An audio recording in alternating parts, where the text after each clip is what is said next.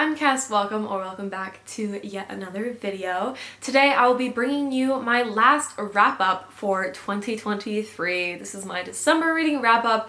I'm going to be discussing the 11 books that I read this month. And I will be honest, December has not been my best reading month, not because I haven't read decent books, but rather because I just have been very stressed because I'm actually leaving for flight attendant training in like a week and a half. I just have a lot on my plate right now, and reading has not been a big priority for me. Catching up with everything and getting ahead on things has been more of a priority than reading.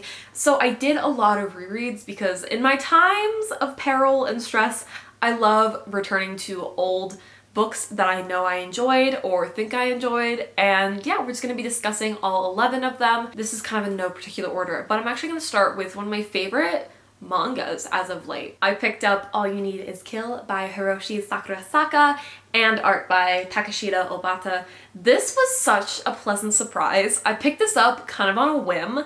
I saw it when I was invading my sister's room, like I usually do as of now, because she actually has bookshelves in her room right now. So I just took a nice little peruse of her shelves. We are following Keiji in this book, and in this world we're fighting these mimic aliens. Keiji kills a mimic and then gets killed by a mimic, and he wakes up trapped in a time loop. So every single day starts over every time he dies. It's like Groundhog Day, I guess, to explain it. However, the way in which this alien world it's a really interesting concept of why the characters are trapped in this time loop and how to escape the time loop, and it was really fun. I will say, I was reading this book with my friend Lexi, and every time there was a female character, I would lean over, show Lexi the panel, and be like, this was drawn by a man, yes? And other than that, like, mild complaint, but not really, because that's normalized, I guess, in manga, having like female characters look like way too sexy for their own good, but you know, I can't really complain. I really enjoyed the art style. I really loved the story. It was super fast paced. This is a bind up of volumes 1 and volumes 2 of this world, I suppose, and I will probably be purchasing a copy for myself because I really enjoyed this manga. It was a very pleasant surprise, and yeah, I definitely recommend this if you want a fast paced sci-fi. I will say it is really brutal. I'm fairly certain that the artist Takeshita is the artist and author of Attack on Titans. So if that's something that you enjoy, then maybe you'll also like this. But this definitely was a lot more gory than a lot of mangas that I read. I don't read that many mangas, and typically the ones that I do are about like the power of friendship, and it's super fun. Yeah, this was really gory, but I still was pleasantly surprised. Like I said, I did rate it 5 stars. That's how much I loved it. On the same vein of like graphic novels, another one that I picked up was Big Panda and Tiny Dragon by James Norbury. Now this is such a wholesome little book, and it was a really quick read. I read it in like 20-30 minutes-ish. Every page has some sort of like life wisdom and good quote for reflection, I guess I could say. Let me just flip to a random page. We are following this like tiny dragon and this big panda as they like adventure together through the seasons. There's these beautiful illustrations that I'm pretty sure were traditionally drawn and then scanned in, and this page reads, he has like a little flower pot, and he says, "I can't find the right place for this last branch," huffed Tiny Dragon. Big Panda chewed his bamboo thoughtfully. "It's the imperfections that make it perfect." And every single page is like that. There's some sort of reflection. It travels through the seasons. The artwork is quite literally stunning. And I'm so glad that I picked this up and added it to my collection. It's just so wholesome. And this gives me major like coffee table vibes of something that I would just like set on my coffee table for someone to like flip through and maybe like gain something out of it. I don't know. It's very reflective, very wholesome, and I love the art so much, so I did give it 5 stars. Next we have a bit of a doozy, and that is The Frugal Wizard's Handbook for Surviving Medieval England by Brandon Sanderson. Y'all already know how excited I was to get to this book. I had such high hopes because, one, it's Brandon Sanderson, and even though it was outside of his typical genre, the concept sounded so fun. Are you kidding me? We're following this dude whose name I literally cannot find in this stupid book.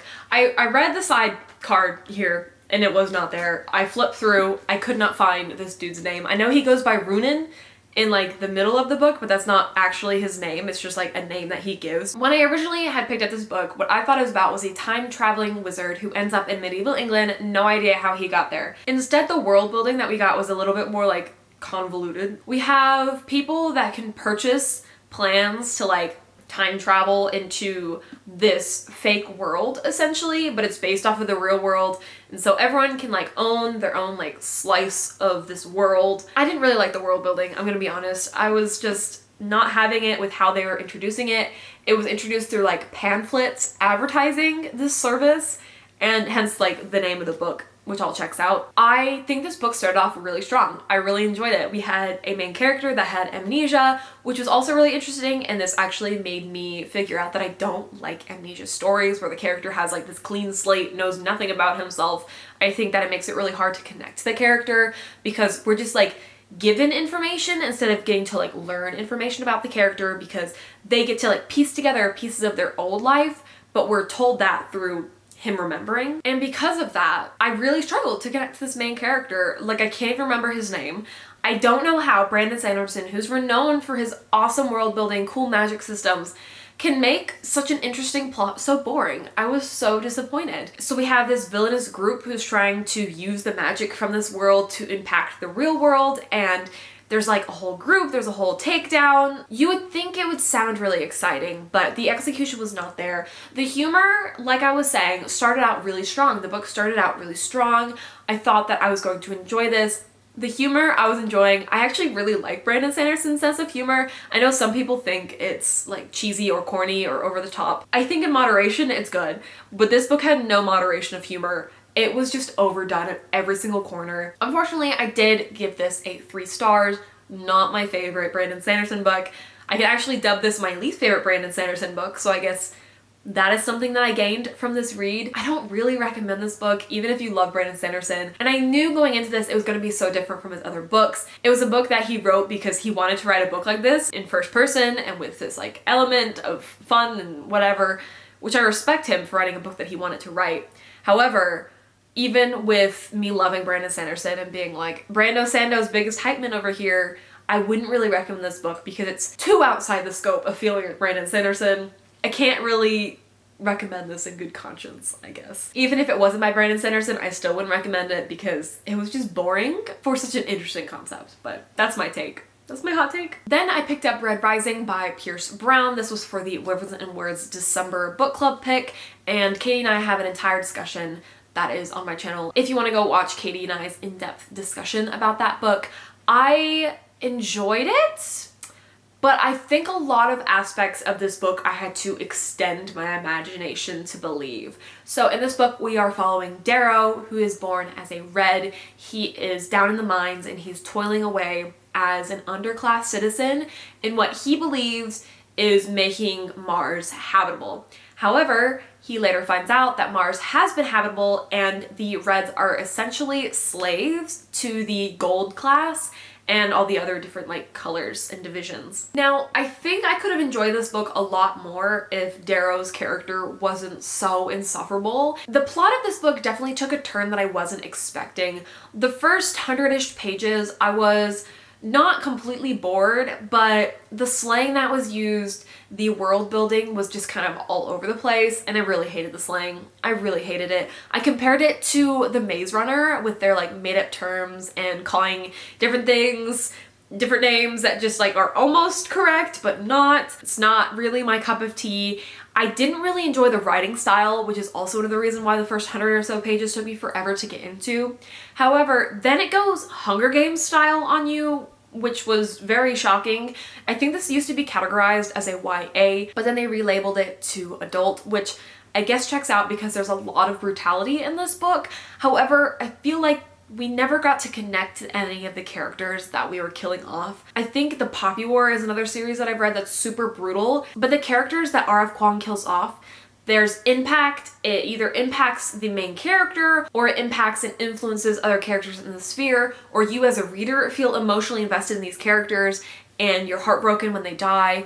But in Red Rising, one, there's so many characters to keep track of, and then on top of these characters to keep track of, there's also like different groups to keep track of, and then the different classes of people to keep track of. So there's just a lot going on up here while you're reading, and so when they start killing off characters, you're not really attached to any of them because there's just so many to keep track of. Characters are introduced early on and then later re-brought up, but you have to remember that they're relevant because I was really confused with one particular character. I'm like, who is he again? What's going on? I liked the Hunger Games style because they were like sieging castles and it felt very like Middle Ages, medieval times type with sci-fi elements, and I thought that was kind of fun. It was super action-packed, which I also enjoy in books. I love a good fast-paced book, and I did give it a 4 stars.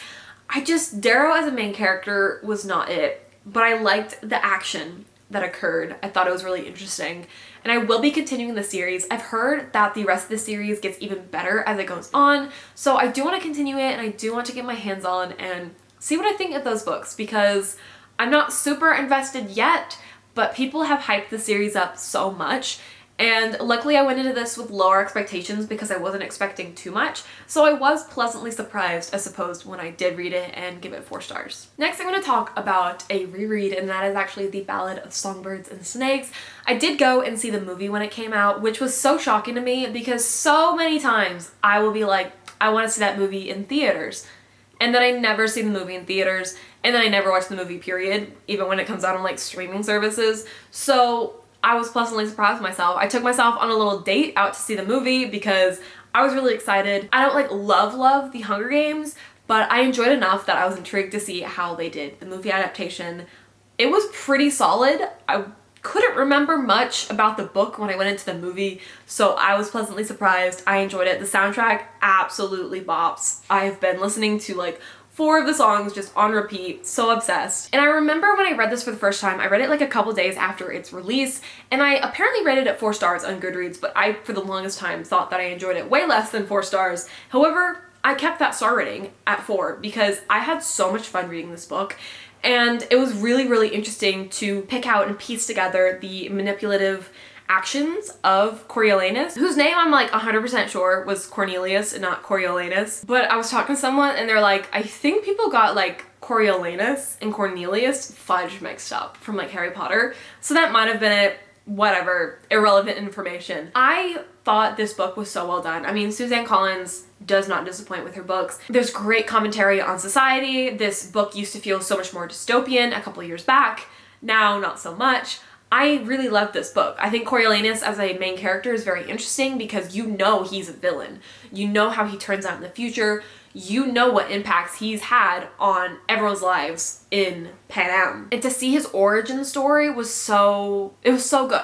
This felt like a new read for me because, like I said, I barely remembered anything that goes on. It was really fun though having the movie to compare to the book as well with my reread. I really enjoyed it. If you liked The Hunger Games, at least an average amount, I definitely recommend picking this up. I love the early days of The Hunger Games and the message of people that created it and how it wasn't truly intentional and all of that backstory and history. And I will say this did make me want to pick up The Hunger Games. However, I don't know where those books are in my storage unit. I just happened to find this book and I was like, I'm gonna sit down and read this book. Like I said, I'm keeping it at my 4-star rating that I had on Goodreads. It's not like a new favorite. However, it reminded me of like in 5th grade when I was reading The Hunger Games. It was a good time. This next book I'm going to discuss very quickly because it's very niche and I know not a lot of y'all care, and that is RWBY Fairy Tales of Remnant by E.C. Myers. Yes.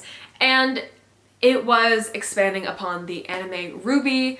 I have loved RWBY for so many years. I've been watching it for so many years. I'm doing a rewatch of it right now to catch up on the seasons that I've missed out on these past couple of years. And E.C. Myers has also written the other books set in the RWBY universe. I think he does a really good job keeping the tone and the environment of the show. This was just expanding on different fairy tales.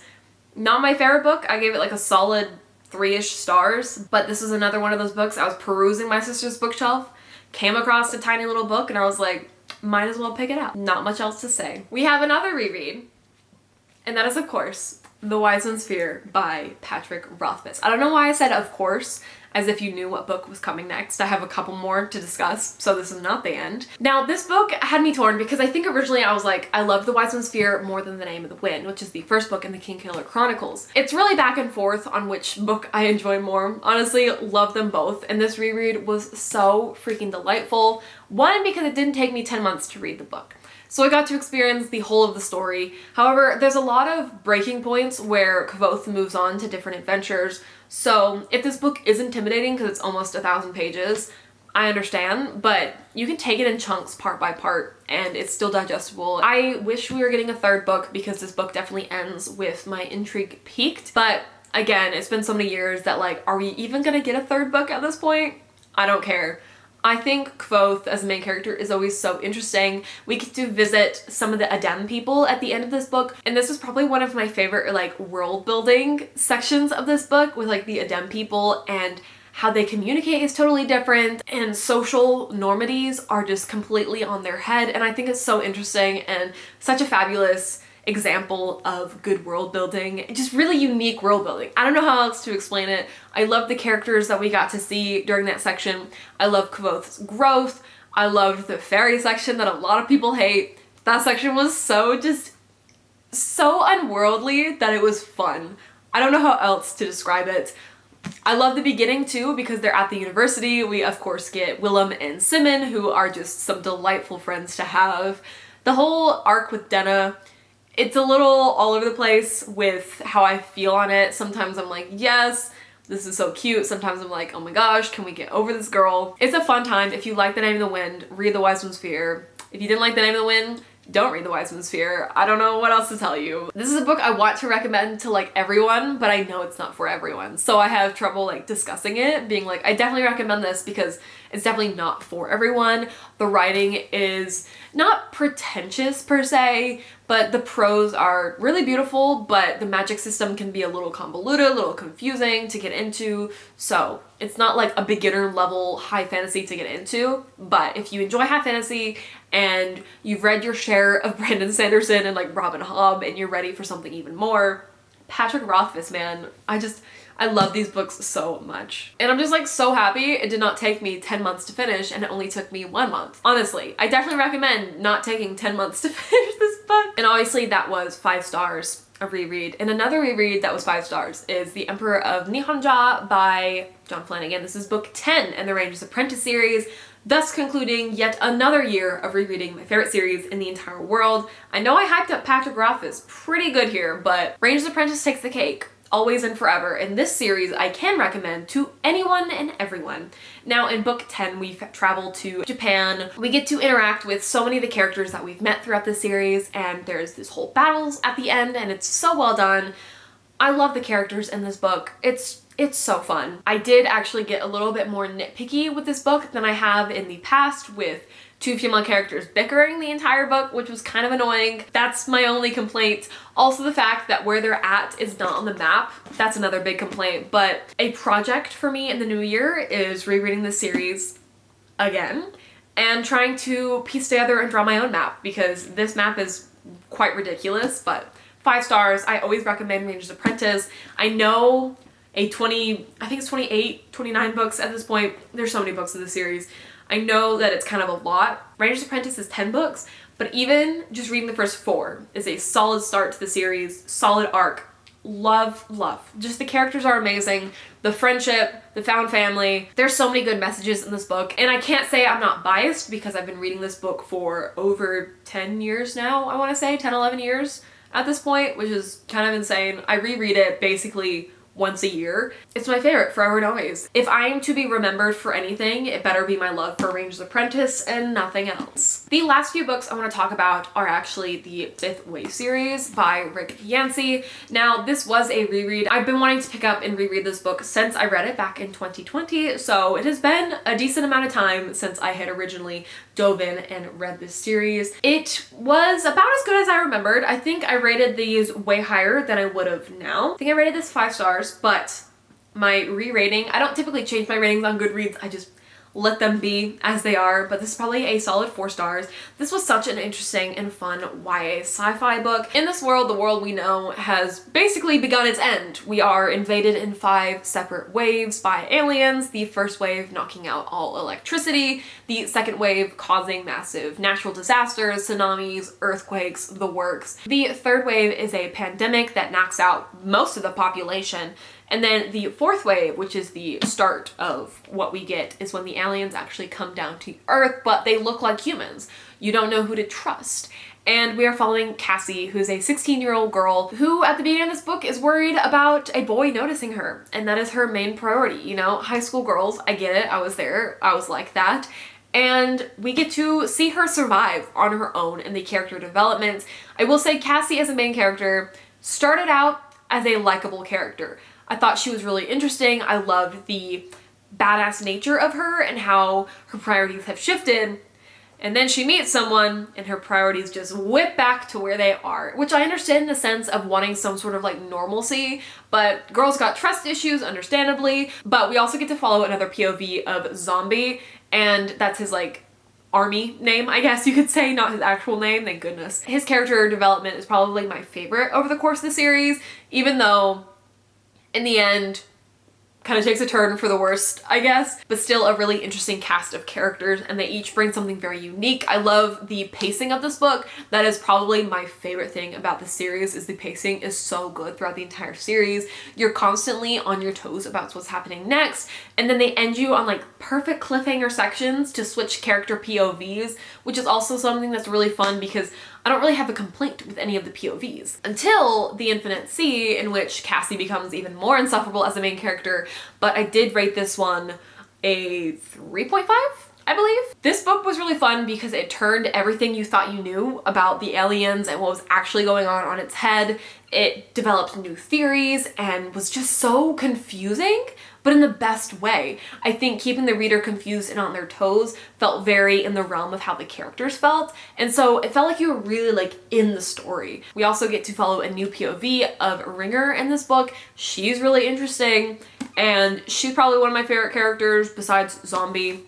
The other character POV we get is like a 5-year-old boy named Sam. So not like the most expansive cast of characters to like pick a favorite, but still. And then we have The Last Star, which I gave a solid 3 stars. I really love how they wrapped up this book, except for one character should have died. And I stand by that so hard. But other than that, I had such a fun time rereading this series. It was definitely like a trip down memory lane because this was one of my earlier like favorite series, I thought, because I hadn't read like that many new series.